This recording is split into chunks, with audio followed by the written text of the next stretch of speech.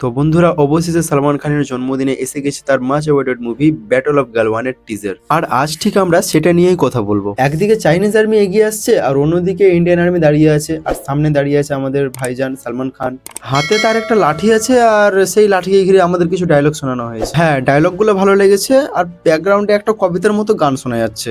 যদি এমনি টিজার হিসেবে দেখা যায় তাহলে ভালোই লেগেছে, কিন্তু সালমান খানের কাছ থেকে যেটা দর্শক এক্সপেক্ট করেছিল সেটা প্রদর্শন দিতে পারে। খুব একটা এক্সট্রাঅর্ডিনারি বা ভিতরে জোশ ভরিয়ে দিয়েছে টিজারটা, এমন টিজার নয়। হ্যাঁ, সালমান খানের লুকটা বেশ ভালো করেছে, এটা বলা যাবে। আর টিজারে ফিজিক্যালি ফিটও ভালো লাগে, তবে অ্যাক্টিং এর ক্ষেত্রে এখনো কিছু ঘাটতি মনে হচ্ছে। বিশেষ করে তার কণ্ঠে যে রাগ, ক্রোধ, জোশ থাকা দরকার এই টিজারের ভিতরে, সেটা দেখতে পাচ্ছি না। আর একটু বেশি করলে ভালো হতো। টিজারের শেষে দেখে মনে হচ্ছিল যেন সালমান খান এখনই হেসে ফেলবে।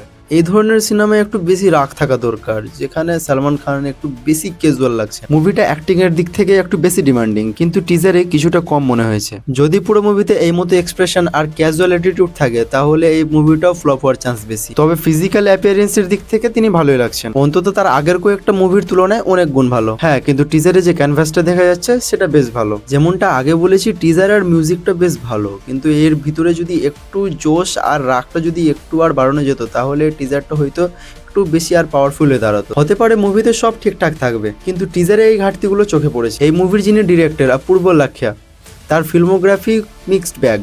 মানে কিছু সিনেমা খুব ভালো, আবার কিছু সিনেমা অ্যাভারেজ। আশা করি এখানে তিনি ভালো কাজ করেছে, কারণ সালমান খানের একটা বড় হিট খুব দরকার, আর এই মুভির দ্বারাই তার কামব্যাক হতে পারে। এই সিনেমাটা রিলিজ হবে 17 এপ্রিল। আশা করি মুভিটা এমন কিছু করে দেখাবে যেটা কল্পনাও করিনি। ভারতের চীনের মধ্যে লড়াই হয়েছিল হাত, ঘুষি আর লাঠি দিয়ে। দেখার বিষয় এটাই যে মুভিটা কতটা আলাদাভাবে দেখানো হচ্ছে। টিজারে এই নিয়ে আর বেশি কিছু বলার নাই। তো এটাই ছিল আমার ছোট্ট রিভিউ। আশা করি রিভিউটি আপনাদের ভালো লেগেছে। যদি ভালো লেগে থাকে তাহলে লাইক, কমেন্ট, শেয়ার আর সাবস্ক্রাইব করতে ভুলবেন না।